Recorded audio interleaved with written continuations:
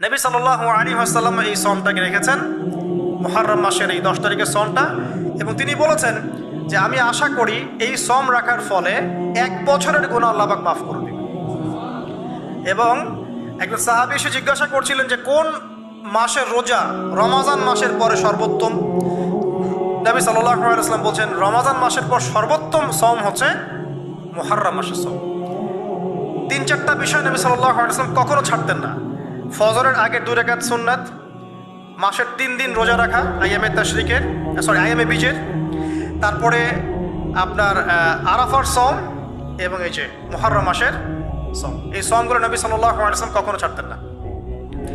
আরও এসেছে একটা বর্ণনা, আমি এটা পেয়েছি ফয়জুল কালামের মধ্যে, যে আশুরার সম রাখার পাশাপাশি ওই দিন যদি আপনি পরিবার বর্গের উপর খরচ করেন, ইনশাআল্লাহ আপনাকে সারা বছর আল্লাহর পক্ষ থেকে রিজিকের প্রশস্ততা দেওয়া হয়।